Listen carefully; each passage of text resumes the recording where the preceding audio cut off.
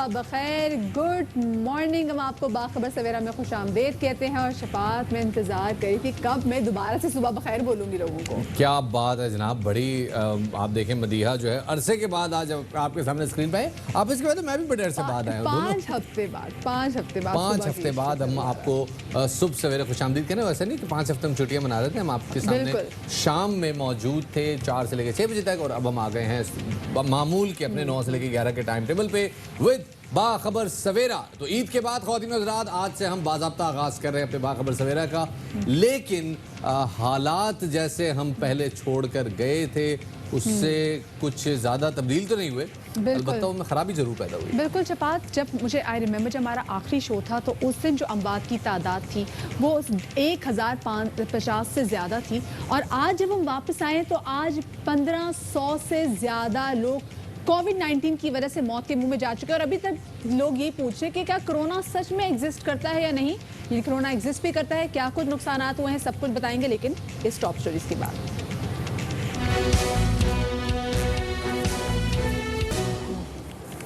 तो अभी top stories आपने जानी। सबसे पहले हम बात करना चाह रहे थे कि कोरोना के बढ़ते हुए जो वाक़यात हैं वो कितना है और क्या कुछ तबाही कोरोना ने मचाई हुई है। लेकिन क्योंकि इतने अरसे बाद अपना शो रिज्यूम करें तो एक अच्छी खबर के साथ शो का आगाज़ करेंगे कि हुकूमत ने आलमी सतह पर पेट्रोल की कीमतों में कमी के समरात अब आवाम तक पहुँचाने का सिलसिला जो है इसको जारी रखा हुआ है, और पेट्रोल और मिट्टी के तेल की कीमतें मज़ीद कम कर दी गई हैं। आज से पेट्रोल की नई कीमत में फी रुपये 7 रुपये 6 पैसे की कमी कर दी गई है, जिसके बाद अब नई कीमत 74 रुपये 52 पैसे फ़ी लीटर हो गई है। डीजल की कीमत में फ़ी लीटर 5 पैसे इजाफा किया गया है, जिसके बाद नई कीमत 80 रुपये 15 पैसे फ़ी लीटर मुकर्रर हो गई है, जबकि लाइट डीजल ऑयल की कीमत में 9 रुपये 37 पैसे फ़ी लीटर कमी के बाद नई कीमत अब इसमें हम आपके सामने शेयर कर चुके हैं। साथ ही आपको बताते चलें कि मिट्टी के तेल की कीमत भी अब कम हो गई है और अब वो तकरीबन 38 रुपए के आसपास फरोख्त हो रहा है। बिल्कुल, वज़ारत ख़ज़ाना के जारी नोटिफिकेशन के मुताबिक मिट्टी के तेल की कीमत फी लीटर 11 रुपये 88 पैसे कमी के बाद जो नई कीमत है वो 88 रुपये 56 पैसे हो गई है। गुज़िश्ता माह भी पेट्रोलियम मसनूआत की कीमतों में 15 से 30 रुपए तक कमी कर दी गई है, जिसकी वजह से आलमी मंडी में तेल की कीमतों का तारीख की कम तरीन सतह पर आना था। तो ये थोड़ा सा कभी कभार जो फिगर्स आते हैं ना सामने, तो वो हमारे सामने भी आ रहे होते हैं, आपके सामने भी आ रहे होते हैं, कभी कभार थोड़ी सी हो जाती है, लेकिन खैर हमने आपके सामने ये फिगर्स रख दी और उम्मीद है कि आप लोगों को अब बड़े अच्छी तरह अंदाज़ा हो गया होगा कि पेट्रोलियम की मसनूआत में बहरहाल कमी हुई है। लेकिन अच्छी खबर कुछ ज़्यादा नहीं है कोरोना वायरस के हवाले से, क्योंकि पिछले एक हफ्ते के दौरान पाकिस्तान में कोरोना वायरस से होने वाली अमवात की शरह में खौफनाक इजाफा हुआ है और 24 घंटे में रिकॉर्ड 88 अफराद जान से गए। ये कल की सूरत हाल है, कल के डिजिट्स हैं जो कल अपडेट किए थे। अगर हम आज के डिजिट्स के हवाले से बात करें तो आज सुबह से 15 मिनट पहले जो पाकिस्तान की ऑफिशियल कोविड जो वेबसाइट है उसमें कि 60 लोग गुज़िश्ता 24 घंटों में जान भाग हुए हैं, और जो कुल टोटल जो मरने वाले लोग हैं उनकी जो तादाद जो शेयर की जा रही है वो 15,000 से 1543 अभी तक जो है वो ऑफिशियल फिगर्स आ चुके हैं। साथ ही कल के दिन में तकरीबन 3000 नए केसेस रिपोर्ट हुए हैं और जो ज़ेरे इलाज मरीज हैं उनकी तादाद तकरीबन 42,000 हो गए। साथ ही अच्छी खबर यह है कि तकरीबन 21,000 अफराद ऐसे हैं जो कोरोना वायरस में मुब्तला हुए, हॉस्पिटलाइज हुए and now they have recovered. बिल्कुल, यानी कि रिकवरी का रेशो भी है, लेकिन वो भी सिर्फ एहतियात के साथ। डॉक्टर जफर मिर्जा ने अब ये कह दिया है कि पाकिस्तान में मकामी सतह पर कोरोना तेजी से फैल रहा है, एहतियात करनी होगी, और अब मैंडेटरी कर दिया गया है कि हर शख्स को मास्क पहनना पड़ेगा। उन्होंने क्या कहा, आपको सुनवाते हैं। 3039 मैंने आपको बताया कि नए पेशेंट्स कंफर्म हुए हैं पिछले 24 घंटे के अंदर। पाकिस्तान में इस वक्त 42,742 केसेस ऐसे हैं कि जिनको हम कह सकते हैं कि ये एक्टिव केसेस हैं। 723 जो मरीज़ हैं क्रिटिकल हालत में, इनमें से 201 वेंटिलेटर्स के ऊपर हैं। पिछले 24 घंटे में हमें 88 डेथ्स रिपोर्ट हुई हैं। पाकिस्तान में इस वक्त जो वेंटिलेटर्स कोविड-19 की बीमारी के लिए मुख्तस किए गए हैं उनमें से सिर्फ 28% इस वक्त मसरूफ़ हैं या उनके ऊपर कोविड-19 के मरीज़ जो हैं वो वेंटिलेटर्स के ऊपर है 28%। कोरोना की वजह से मुल्क भर में काफ़ी तशवीशनाक सूरत हाल पैदा हो गई है। मुख्तलिफ सूबे डिफरेंट किस्म के हिकमत अमली अपना रहे हैं। अगर हम बलूचिस्तान की बात करें तो वज़ीर आला बलूचिस्तान जाम कमाल कहते हैं कि कोरोना तशवीशनाक हो गया है, लॉकडाउन में मजीद सख्ती लाना होगी। उनका क्या कहना था, आपको सुनवाते हैं। We are the first province. सबसे पहले स्कूल्स पूरे पाकिस्तान में बंद हुए, हमने किए। सबसे पहले कोविड से सेक्रेटरीट बंद हुए, हमने किए। इवन यहाँ तक कि सबसे पहले डिस्ट्रिक्ट्स की लॉकडाउन हुई वो बलूचिस्तान ने स्टार्ट की, और आज तक इंटर प्रोविंशनल या इंटर डिस्ट्रिक्ट जो ट्रांसपोर्टेशन है वो अभी तक हमने बंद रखी है, और इंटरनेशनल फ़्लाइट्स भी आज तक जो स्टैंड लिया है वो बलूचिस्तान ने लिया है। हमें अभी अपने हेल्थ केयर सेंटर में अपने लॉकडाउन्स के मैकेनिज्म्स में बहुत सख्ती लानी होगी। डिप्टी कमिश्नर इस्लामाबाद ने ऐलान किया है कि अगर अवामी मकामात पर मास्क न पहने गए तो शहरियों पर जुर्माना होगा, जेल भी हो सकती है। समाजी राब्ते की वेबसाइट पे उन्होंने अपने एक बयान में कहा कि इस्लामाबाद में तमाम अवामी मकामात पर मास्क पहनना, मुंह ढांपना अब लाजिम करार दे दिया गया है। मार्केट्स, अवामी मकामात, मसाजिद, पब्लिक ट्रांसपोर्ट, लारी अड्डा, गलियों, सड़कों, दफातर में स्नैप चेकिंग होगी। खिलाफ वर्जी करने वालों को सजा से मुतालिक मजिस्ट्रेट की अदालत में पेश किया जाएगा और 3,000 रुपए तक जुर्माना भी हो सकता है। और साथ में दफ़ा 188 के तहत जेल भी भेजा जा सकता है। इसलिए अगर आप इस्लामाबाद में रहते हैं और आप कोरोना के लिए जो बनाएगी SOPs हैं उन पर अमल दरामद नहीं करें तो उसका आपको ना सिर्फ जुर्माना देना पड़ेगा बल्कि आप जेल की हवा भी खा सकते हैं। खैर, इस कोरोना के लॉकडाउन में सख्ती होगी या मजीद नरमी, इस बात का फैसला तो आज होगा। कौमी राब्ता कमेटी का आम इजलास आज इस्लामाबाद में होना जा रहा है, जिसकी सदारत वज़ीर आज़म इमरान खान खुद करेंगे। कोरोना वायरस के खिलाफ इक़दामात पर गौर किया जाएगा और NCOC के इजलास में फैसलों की तौसीक की जाएगी। सिंध में लॉकडाउन पाबंदियों में नरमी के इशारे मिल रहे हैं, लेकिन कल मुर्तज़ा वहाब ने भी ट्वीट किया था। उन्होंने कहा जी कि जब तक कंफर्म ना हो जाए आप कोई बात ना फैलाएं तो हम भी चले, नहीं फैलाते आपकी बात, लेकिन कुछ इशारे ज़राए के मुताबिक ऐसे मिल रहे हैं कि शायद पब्लिक ट्रांसपोर्ट खुल जाए। ना सिर्फ पब्लिक ट्रांसपोर्ट से बात बल्कि शॉपिंग मॉल्स, मार्केट्स और बाजार के बारों पर भी कहा जा रहा है कि रात 8 बजे तक खोलने की तजवीज़ भी शामिल है। वज़ीर आला सिंध आज NCC इजलास में तमाम तजावीज़ वज़ीर आज़म इमरान खान के सामने भी रखेंगे। इसी वाले से बात करने के लिए हमारे साथ मौजूद हैं ARY के नुमाइंदे अरबाब चांडियो, उन्हें शामिल गुफ्तगू करते हैं। अरबाब साहब, ज़रा ये बताइएगा कि लॉकडाउन अगर रिलैक्स हो जाता है तो क्या इतलात हैं, कौन सी मार्केट्स खुलेंगी या कौन से कारोबार बंद रखे जाएंगे, कुछ है ऐसी बात? आज सबसे पहले तो आप दोनों को सुबह का सलाम, और मुझे उम्मीद है कि समाजी फासलों के साथ आप भी अपनी ज़िंदगी गुजार रहे होंगे। जो आपका सवाल है वो इंतहाई अहम है। तीन सेक्टर जो है ना जिस पर सिंध हुकूमत को दबाव का सामना है, नंबर 1 ट्रांसपोर्ट, नंबर 2 जो बड़े सनतकार हैं, और नंबर 3 जो इस वक्त ताजर हैं जिनकी दुकानें खुली हुई हैं। नंबर 1 पे हम आते हैं। ट्रांसपोर्टर ये कह रहे हैं कि जब ट्रेन खुल गई है तो फिर हमारा पहिया क्यों जाम है। तो उनका ये कहना है कि आप जो SOP भी सिंध हुकूमत बनाएगी महदूद पैमाने पे ही सही, लेकिन हमारी ट्रांसपोर्ट को हर सूरत में खोला जाए। सिंध हुकूमत इस पर संजीदगी से गौर कर रही है, लेकिन मामला फिर भी वफाक के साथ जोड़ के और वहीं से ही मामला लेके आ रहे। दूसरा, ये कासिम सराज तेली वाले जो है वो भी वज़ीर आला से मिले थे, उनकी सनतें बंद है, वो चाहते हैं कि सनतें खुल जाएँ, लेकिन सिंध हुकूमत कहती है कि SOP के साथ खोलेंगे, लेकिन SOP पर बाद में बात होगी। जिसका असर हो रहा है ये भी ज़रूर बताऊंगा, क्योंकि मैं खुद इस वक्त सड़क पर खड़ा हूँ जहाँ आपको हाल अहवाल बराह रास्त दे सकता हूँ। तीसरी बात जो है वो इंतहाई अहम है। ताजरों की दुकानें तो खुली हुई हैं, लेकिन ताजरों का पेट नहीं भर रहा। ताजर कह रहे हैं कि हमारा पेट तब भरेगा जब शाम को हमारी दुकानें मजीद खुलेंगी, यानी वो 8 बजे तक जाना चाहते हैं। पुरानी रूटीन की जो टाइमिंग जो उनकी चलती थी अरबाब साहब, वो एग्जैक्टली वही टाइमिंग दोबारा चाह रहे हैं। अच्छा, ये बताइएगा कि आज जो कौमी राब्ता कमेटी का जो इजलास होने जा रहा है, इसमें सिंध हुकूमत की जानिब से क्या कुछ तजावीज़ ऐसी हैं जो कि सामने रखी जाएंगी आज? सिंध हुकूमत इन 3 तजावीज़ से हटके कोई नई तजावीज़ देने के लिए तैयार नहीं। सिंध हुकूमत चाहती है कि पार्कों पर पाबंदी होनी चाहिए। सिंध हुकूमत चाहती है कि सी व्यू और ऐसे बड़े मकामात बंद होने चाहिए। सिंध हुकूमत चाहती है कि सिनेमा और ऐसी बड़ी गैदरिंग जहाँ हो रही है वहाँ पर जैसे कि जब तक कोरोना वायरस से वहाँ पाबंदी होनी चाहिए। सिंध हुकूमत चाहती है कि SOP पर अमल होना चाहिए। सिंध हुकूमत का ऑफ द रिकॉर्ड तो ये भी कहना है कि ट्रेनें क्यों चली हैं।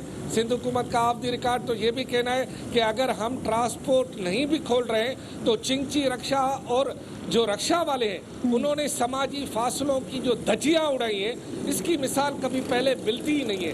पहले आमतौर पर वो 6 पैसेंजर उठाते थे, अब जब पब्लिक ट्रांसपोर्ट बंद है तो वो 10-10 पैसेंजर उठाते हैं। बिल्कुल और इस तरह ये देखने में आ रहा है। बहुत बहुत शुक्रिया जी। अरबाब चांडिया साहब हमारे साथ मौजूद थे और बता रहे थे कि सिंध हुकूमत चाहती तो है, ख्वाहिशात तो उनकी हैं कि समाजी फासला बरकरार रहे, SOPs पे अमल दरामद हो, लेकिन अमल दरामद करवाना बहरहाल सिंध हुकूमत का ही काम है। बिल्कुल शफात। और जहाँ तक मॉल्स खोलने की जब बात आ जाती है तो मॉल्स में फिर कहा कि बड़ा कंट्रोल्ड इन्वायरमेंट होता है। जब हम दूसरे बाजारों की बात करते हैं तो उनके रिपोर्कशंस कैसे आए। आपने देखा कि जो ईद की शॉपिंग हुई, यहाँ पे जो जुलूस निकाले गए और उसके बाद जब ईद आई है कि जिनमें ईद के लिए शॉपिंग करना बहुत ज़्यादा ज़रूरी है, तब भी कहा जा रहा है कि जो इसके रिपोर्कशंस होंगे कि जो लोग बाहर निकल के शॉपिंग करें वो 1 हफ्ते के बाद पता चलेंगे। और एग्जैक्टली ऐसा हुआ कि एक दिन में रिकॉर्ड 88 अमवात। शफात, ये वो अमवात हैं जो कि रिपोर्ट हुई हैं। हमने अपने आसपास से बहुत सारे लोगों को देखा है जो कि बिल्कुल तंदुरुस्त हैं लेकिन एकदम कार्डियक अरेस्ट की वजह से वो इस दुनिया से जा रहे हैं या ब्रेन हेमरेज की वजह से जा रहे हैं। एग्जैक्टली जी। और हम बार इस प्रोग्राम में पूरे थ्रू आउट रमज़ान बताते रहे हैं कि कोरोना वायरस सिर्फ सांस की बीमारी नहीं है, ये खून में क्लॉट्स बनाती है, लोथड़े बनाती है जो कि गुर्दों को किसी भी अंडरलाइन डिजीज़ को जैसे डायबिटीज़, ब्लड प्रेशर और हार्ट कंडीशन को मुतासिर कर सकते हैं। और न सिर्फ ये बल्कि दिमाग को भी मुतासिर करते हैं।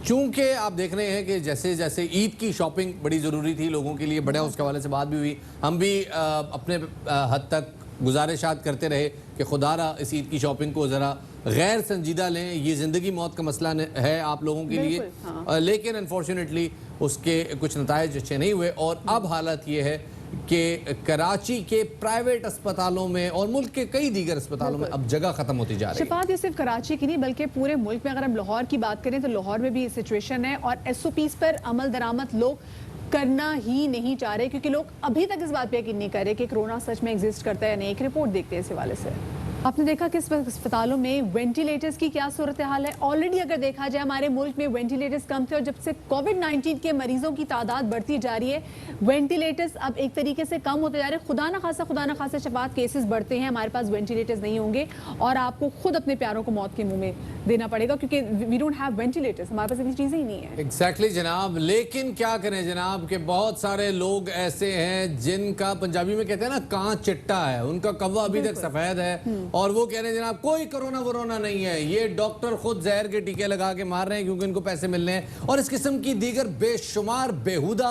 और नॉनसेंस किस्म की इतलात जो हैं वो फ्रंट लाइन पे मौजूद डॉक्टर्स के लिए परेशानी का बायस बन रही हैं। और आपने देखा कि कुछ दिन पहले LRH में एक जत्थे ने जो है वो अटैक किया, डॉक्टर्स को मारा पीटा। सिविल अस्पताल कराची में एक जत्थे ने अटैक किया, डॉक्टर्स को मारा पीटा। दोनों सूरतों में हमारे जो डॉक्टर्स हैं अगर यहाँ पे चाहे एहतजाज हो, जिस तरीके से ये अंदर लोग घुस जाते हैं, कोई डेड बॉडी से लेकर आते हैं, लोग घुस जाते हैं, फिर डॉक्टर्स की सिक्योरिटी वहाँ पर मुश्किल में खतरे में पड़ जाती है। दूसरी जानिब जब केसेस बहुत ज़्यादा बढ़ रहे हैं वहाँ पे भी डॉक्टर्स की ज़िंदगी खतरे में पड़ रही है और ये हमारे फ्रंट लाइन सोल्जर मुसलसल काम कर रहे हैं। एक रिपोर्ट हमने तैयार की कि जैसे लोग बोलते हैं कि जैसे सोशल मीडिया पर लोगों ने इसको हैवॉक बनाया हुआ है, क्योस बनाया हुआ है कि कोरोना है अदरवाइज कोरोना नहीं है। तो एक रिपोर्ट हम आपके सामने शेयर करते हैं कि एग्जैक्टली हो क्या रहा है।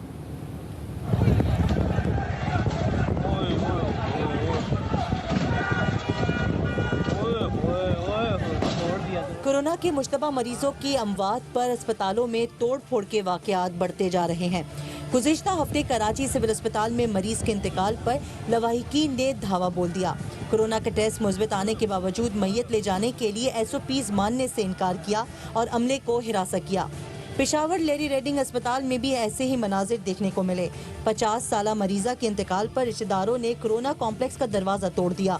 डॉक्टरों के मुताबिक अस्पताल में दाखिले के वक्त किसी भी मर्ज में मुब्तला शख्स का पहले कोरोना टेस्ट किया जाता है ताकि वायरस को न सिर्फ फैलने से रोका जा सके बल्कि बर वक्त इलाज भी हो सके। ताहम मरीज के वर्षा के अदम ताउन की वजह से मुश्किलात में इजाफा हो रहा है। माहिरीन का कहना है कि वबा से होने वाले नुकसान में अफवाहों और गलत मालूमात। इस हवाले से बात करने के लिए हमारे साथ मौजूद है doctor Shobha Lakshmi, head of infectious diseases डाउ यूनिवर्सिटी। बहुत शुक्रिया डॉक्टर शोभा हमें वक्त देने के लिए। डॉक्टर साहिबा, पहले तो ये बताइएगा, जो इतलात चल रही हैं सोशल मीडिया पे कि जी डॉक्टर कोई कोरोना वरोना नहीं है, ये सब डॉक्टरों ने जो है ना उधम मचाया हुआ है और कोरोना के नॉर्मल मीडिया में भी मरीज ब्लेम करते हैं लोग। हाँ जी, नॉर्मल मरीज आते हैं दिल के, गुर्दे के, फेफड़े के, आप उन्हें पकड़ के कोरोना में डाल देते हैं। जरा बताइएगा कैसे काउंटर कर रहे हैं आप इस चीज़ों को? देखिए, कभी कभी तो इन जुमलों पे एक्चुअली हंसी आती है कि हमारी अवाम जो है वो कितनी अनएजुकेटेड है और कितनी जो है वो मतलब बात समझने की कोशिश ही नहीं करी। देखिए, ये कोई लोकल वबा नहीं है, ये पेंडेमिक है, ठीक है। यहाँ के डॉक्टर करप्शन कर रहे हैं और यहाँ के डॉक्टर मरीजों को माने, पर सारी दुनिया के डॉक्टर्स तो खराब नहीं हो सकते हैं। पेंडेमिक भी वो बीमारी जो सारी दुनिया में फैली हुई हो। दूसरी बात यह है कि ऑफ कोर्स आपके मिक्स इमोशंस होते हैं। एक तरफ तो आपके अंदर सर्विस का जज्बा होता है कि अगर आप जब वोट लेते हैं तो आप चाहते हैं कि अगर आपके पास जब कोई सिक आएगा तो आप उसकी सेहत का ख्याल रखेंगे, उसकी केयर देंगे। बट ऐसे जुमले, ऐसे एटीट्यूड जिसमें हॉस्पिटल में आप घुस के और डॉक्टरों को मार रहे हैं तो ऑफकोर्स ये डीमोटिवेटिंग आता है। और बहुत सारा जो हमारा नर्सिंग स्टाफ है वो अब ड्यूटी ही नहीं करना चाहता, सिर्फ इसलिए कि एक तो वो उनकी अपनी लाइफ रिस्क पे है। मतलब जाहिर है मेरी भी और सब बाकी सब जो डॉक्टर्स या फ्रंट लाइनर्स हैं या हेल्थ केयर वर्कर्स हैं, हम भी तो इंसान है ना, हमारी भी फैमिलीज है, बच्चे हैं, पेरेंट्स है। हम भी तो आपसे ज्यादा वायरस से एक्सपोज है, हम सिक होते हैं, हम एग्जैक्टली तभी डॉक्टर साहिबा हम तो आपकी स्लाइडों पे हमेशा हम खराज तहसीन भी पेश करते हैं, हम आपको सैल्यूट भी पेश करते हैं कि आप लोग इन तरह के हालात में काम कर रहे हैं कि स्पेशली आपने बोला है जब फैमिलीज आके तोड़ फोड़ करती हैं, वो भी कितने डॉक्टर नर्सिंग जो स्टाफ है उनके नुकसानदेह, जबकि आप ऑलरेडी एक मर्ज से लड़ रहे हैं, आपका मरीजों से डायरेक्ट होता है, लिंक होता है। ये बताइएगा डॉक्टर साहिबा कि इस वक्त अस्पतालों में भी क्या सूरत हाल है, क्योंकि मेरे ख्याल से लोगों को ये भी बताना बहुत ज़्यादा ज़रूरी है कि अब हमारे पास इतने ज़्यादा सामान, इतने ज़्यादा इक्विपमेंट्स नहीं है कि हम इससे फाइट कर सकें। देखिए, हमारा जो हेल्थ केयर सिस्टम है और इंफ्रास्ट्रक्चर है वो कभी भी पेंडेमिक को डील करने के लिए डिजाइन नहीं किया गया था। फिर भी गवर्नमेंट ने एफर्ट किए हैं और बहुत हम इसमें अच्छा काम कर रहे थे। लेकिन ऑब्वियसली अगर हॉस्पिटल में कैपेसिटी आपके 100 अफराद रखने की होगी, उसमें हम 200 तो अकोमोडेट नहीं कर सकते। इसीलिए लॉकडाउन का कॉन्सेप्ट भी है, इसीलिए कहा गया कि लोगों को एहतियात करें। अब लोगों ने वैसे ही मतलब मुझे तो लगता है कि लॉकडाउन से पहले की तरह ज्यादा इतना रश, इतना ट्रैफिक, लोग कोई एहतियात नहीं करे, कोई सोशल डिस्टेंसिंग की तबाही हो गई है। उसमें जितने केसेस आ रहे हैं हॉस्पिटल उसको अकोमोडेट नहीं कर सकता। और मतलब इस वक्त मैं अपने इंस्टीट्यूट की बात कर रही हूँ कि हमारे पास आईसीयू के बेड फुल है। डॉक्टर शोभा, मैं एक सवाल आपसे पूछना चाहूंगा और ये बहुत जरूरी है। बहुत सारे लोग ऐसे हैं वो कहते हैं जी हमारा मरीज बिल्कुल ठीक था, अस्पताल गया और फौत हो गया, ये डॉक्टरों ने मारा है। लोग कहते हैं जी आप मेरा सवाल सुन लीजिए। लोग कहते हैं जी हमारे मरीज को सिर्फ गुर्दे का मसला था, गुर्दे का पेन था, उसको इन्होंने कोरोना के खाते में डाल दिया। ये क्या मामला है और क्या कोरोना वाकई दीगर वाइटल ऑर्गन्स को अटैक करता है?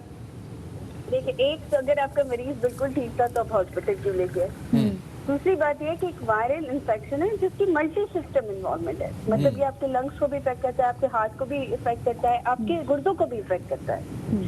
तो और वो अफराद जिनमें पहले से डायबिटीज या गुर्दों का या जिगर का मसला है या हार्ट की तकलीफ है, उसमें ये ज्यादा सिविरिटी के साथ अफेक्ट करता है। वही लोग हॉस्पिटल जाते हैं जिनको ऑलरेडी ये मर्ज लाहक होते हैं जी, तो वो वेंटिलेटर से भी ज्यादा जाते हैं, वो आईसीयू की तरफ भी ज्यादा जाते हैं, जिनमें ये कोमॉर्बिडिटीज जिसे हम कहते हैं कि जो ऑलरेडी से सिक होते हैं उनमें ये बीमारियां ज्यादा होती हैं।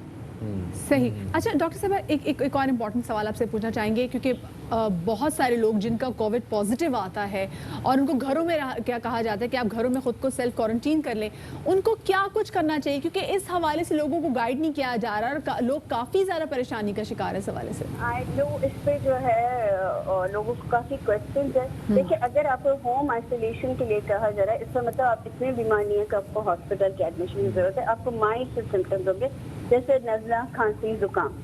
इस सूरत हाल में आपने एक तो वो घर वाले जिन नेगेटिव है उनसे आपने आइसोलेट करना है। कोशिश करें कि आपका कमरा और बाथरूम अलग और वहीं पे रहे तकरीबन 10 दिन तक। उसके अलावा आप अपनी सफाई का, अपनी कमरे की सफाई का, अपनी सराउंडिंग की क्लीनिंग सफाई का बहुत ज्यादा ख्याल रखें। जैसे डोर नॉब्स हो गए, वो एरिया जिस पे हम टच करते हैं उनको दिन में कम से कम 2 से 3 दफा साफ करें।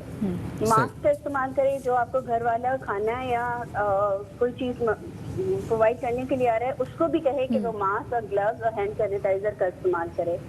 अगर बुखार आता है तो उसमें बिल्कुल सिंपल जो मेडिकेशन हम वैसे नज़ला, खांसी, जुकाम में यूज करते हैं, जैसे पैरासीटामोल हो गया या फिर कोई भी एंटी एलर्जिक आप ले सकते हैं। ये एक वायरल इन्फेक्शन है तो इसमें एंटीबायोटिक का कोई भी रोल नहीं है। सही। तो अपनी मर्जी से कोई एंटीबायोटिक ना लें। ये आपने बड़ी अच्छी बात की कि क्योंकि ये इसमें एंटीबायोटिक्स का कोई किरदार नहीं है, तो अपनी मर्जी से एंटीबायोटिक्स ना लें। बहुत शुक्रिया जी, डॉक्टर शोभा लक्ष्मी साहब हमारे साथ थी। सूरत हाल कुछ ऐसी है कि लोग जो हैं वो सोशल मीडिया पे हम रोज देखते हैं कि एक बड़ी तादाद में लोग हमें व्हाट्सएप पे मैसेजेस करते हैं जिसमें बात की जाती है कि जी ये तो एक बहुत बड़ी गेम है, एक जिसकी वजह से लोगों को डराया जा रहा है। बिल गेट्स से चिप लगानी है हमारे। हाँ एग्जैक्टली, और इसके मकासद जो है वो कुछ और हैं, थेरीज कुछ और हैं इसकी। तो खुदारा इतने लोग आपके सामने मर रहे हैं, हम रोज देखते हैं। अच्छा मुझे पता है, मैं ऑनेस्टली स्पीकिंग, मैं स्टैंड अप कॉमेडी में ना जब आप ऊपर स्टेज पे होते हैं तो एक काम करना पड़ता है। बाज़ औक़ात एक चीज़ जो कि लोग कन्विंस हो चुके होते हैं, आपको उसको डायरेक्ट नहीं समझानी होती, आपको वो बात उल्टी करके समझानी होती है। तो हम ये दोबारा मतलब उल्टी as a not we have to puke it out, like वो इस तरह से हम आपको बताते हैं कि जी हाँ ये एक आलमी साजिश है और सिर्फ आप लोगों के खिलाफ है। बाकी वो जो अमेरिका में 1 लाख लोग मर गए या बाकी जो मुल्कों में जो हजारों लोग 4 लाख जो लोग मर गए वो तो वैसे ही वो तो अपनी मौत मर गए जैसे लोग बात कर रहे हैं, वो वैसे ही हैं। और ये जो डॉक्टर हैं, ये डॉक्टर जो हैं ये बड़े अजीब हैं, बड़े बेवकूफ़ हैं कि ये डॉक्टर कहते हैं कि पहले लोगों को जो है ना जहर के टीके देके मार रहे थे, अब अपने आप को मार रहे हैं जहर के टीके देके। तो खुद मतलब मेरे ख्याल में हमें आपको समझाने की जरूरत नहीं है, आप लोग सारे पढ़े हुए हैं, सब जमातें पास हैं और आपको हर बीमारी के बारे में ऑलरेडी पता है। लेकिन अगर अपने आप को आप थोड़ी देर के लिए डॉक्टर्स की पोजीशन पे रखें और आप ये देखें कि एक तरफ आप इमरजेंसी में कोविड वार्ड्स में लोगों को रोजाना की बुनियाद पे फौत होता देख रहे हैं। सबसे पहले आप अपने आप को देखें कि किस तरीके से आप ये वायरस कैरी कर सकते हैं और आपकी वजह से ये वायरस आपके पेरेंट्स को जो कि अबव 50 अबव 60 हैं वो ये वायरस जो है वो कॉन्ट्रैक्ट कर सकते हैं। ये वायरस ना गुर्बत देख रहा है ना अमीरी देख रहा है, ये वायरस किसी को भी हो रहा है। हमारे बड़े सेलिब्रिटीज की भी तादाद जो सामने आ गई है। अभी आज सुबह की खबर जो है मैं आपको साथ शेयर कर दूं, बड़े एक मारूफ जो है म्यूजिक कंपोजर हैं वाजिद खान, उनकी कोरोना वायरस की वजह से डेथ हो गई है। क्योंकि लोग कहते हैं जी हमें तो आप बताएं, जैसे हम ट्वीट भी करते हैं कि जी आपके खानदान में किसी को कोरोना हुआ है तो क्या आप लोग ये वेट कर रहे हैं, आपने देखा है, आप लोग ये वेट कर रहे हैं कि खुदा ना खासा मेरे आपके खानदान में किसी की डेथ होगी तो तब आप लोग इस बात पर यकीन करेंगे। जनाब अब आपको बताते चलें कि ये कोरोना वायरस अगर आप चाहते हैं, क्योंकि बहुत सारा सवाल होता है जी कि आपने किसी को देखा है, किसी को हुआ है, बहुत सारे लोगों को हो चुका है। अल्लाह करे उनको जल्द से जल्द अल्लाह पाक सेहत दे और ठीक ठाक रखे। हमारे आपके हरदिल अजीज़ अंजुमन हिलाल अमर के सरबराह और गुलकार अबरारुल हक साहब कोरोना से मुतासर हुए हैं। उन्होंने अपने ट्विटर पैगाम में ही बताया है कि उनका टेस्ट मस्बत आया है और उसके बाद उन्होंने घर में खुद को करंटीना कर लिया है। और साथ उन्होंने कहा कि वो घर में बैठ के ही स्काइप के जरिए अपनी जिम्मेदारियां भी हैं वो निभा रहे हैं और उन्होंने जो उनके फैंस हैं, फॉलोअर्स हैं, उनसे अपील की कि उनके लिए दुआ करें। साथ में अदाकारा रुबीना अशरफ में भी कोरोना वायरस की तशखीस हुई है। सकीना समू साहिबा, उनका भी टेस्ट पॉजिटिव आया है और दोनों अदाकारों ने भी खुद को घर में आइसोलेट कर लिया है। इससे पहले भी हम आपको दिखाते रहे कि किस तरीके से जब यूके से स्टार्ट हुआ तो प्रिंस चार्ल्स उन्होंने वायरस कॉन्ट्रैक्ट किया, उन्होंने खुद को सेल्फ आइसोलेट कर लिया। उसके बाद बोरिस जॉनसन जो कि प्राइम मिनिस्टर हैं, उनकी तबीयत इतनी खराब रही कि एक टाइम पे उनको भी लगा कि now he can not survive but he survived. उन्होंने आके जो उनका जो हेल्थ स्टाफ है उनका शुक्रिया भी अदा किया। हम आए दिन देख रहे हैं, मतलब आप देखिए शेरार अफरीदी साहब। और मेरे ख्याल में इसमें अगर कोई आपके घर में, मोहल्ले में, गली में, इलाके में कोई शख्स कोरोना पॉजिटिव हो जाता है, उनके साथ कोई स्टिग्मा, कोई ऐसी चीज अटैच ना करें। मारिया मेमन हमारे आपके सामने है। मारिया मेमन ने अपने घर से बैठ के शो किया, अपना शो के और बड़ा बेहतर तौर पे कंडक्ट किया, तो कोई स्टिग्मा अटैच इसके साथ नहीं करना बिल्कुल। आई थिंक अब हम लोगों को निकल जाना चाहिए इस बात से और छोड़ देनी चाहिए वो बात कि जिन लोगों को कोरोना हो तुम उनको नेम एंड शेम करें, क्योंकि ये आपको भी हो सकता है, मुझे भी हो सकता है, क्योंकि आप एहतियात नहीं करें। हम तो बहुत एहतियात करें, हमें अपनी जान बहुत ज़्यादा प्यारी, क्योंकि हमारी वजह से हमारे बड़ों की भी ज़िंदगी को ख़तरा हो सकता है। खैर जी, अमरीका ने कह दिया है कि जी उनकी एक दवा साज है, उन्होंने दावा किया है कि कोरोना वायरस के हवाले से जो वैक्सीन है ये अक्टूबर तक तैयार हो सकती है। और अमरीकी कंपनी फाइजर के CEO ने कहा है कि अगर हालात ठीक रहे और वैक्सीन की इफादियत साबित हुई तो अक्टूबर के आखिर तक वैक्सीन सामने लाने में कामयाब हो जाएंगे। फाइजर ने कहा है कि जनाब वो एक जर्मन कंपनी के इश्तराक से यूरोप और अमेरिका में इस वैक्सीन की तैयारी के लिए तहकीक कर रहे हैं और अक्टूबर तक कोई अच्छी खबर मिल सकती है। लेकिन ये वैक्सीन आएगी, उसके बाद 14 मंथ्स का जो टाइम होता है कि वो उसको टेस्ट करेंगे, फिर उसके रिप्रिकॉशंस देखेंगे, वो भी टाइम तो ऐड करना है। वैक्सीन तैयार हो जाएगी और उसके बाद फिर उसकी टेस्टिंग जो है वो शायद 1 साल डेढ़ मजीद ले, लेकिन उसके बाद इंशाल्लाह इसकी वैक्सीन आ जाएगी तो ऑब्वियसली हालात बड़े बेहतर हो जाएंगे। एक छोटा सा मेरे ख्याल में अब एक कहते हैं, लेकिन ब्रेक से जब वापस आएंगे तो एक और बड़े अहम मामले की तरफ बात करेंगे और वो है कराची में होने वाला PIA तैयारा क्रैश। उस हवाले से बात करेंगे। छोटा सा ब्रेक।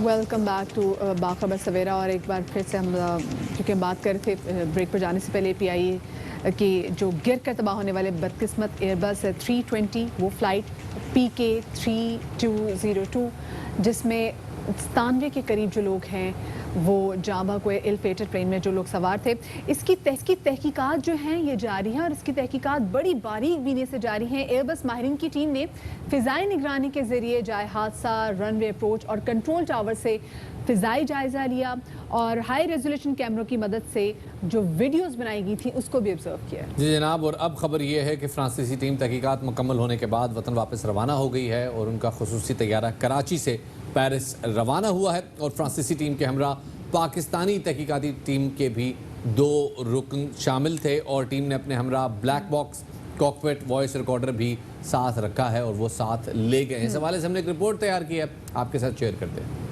मोहम्मद सलाउद्दीन की आपने रिपोर्ट देखी और सलाउद्दीन साहब इस वक्त हमारे साथ स्टूडियोज़ में मौजूद हैं। अस्सलाम वालेकुम सलाउद्दीन एंड वेलकम टू बाखबर सवेरा।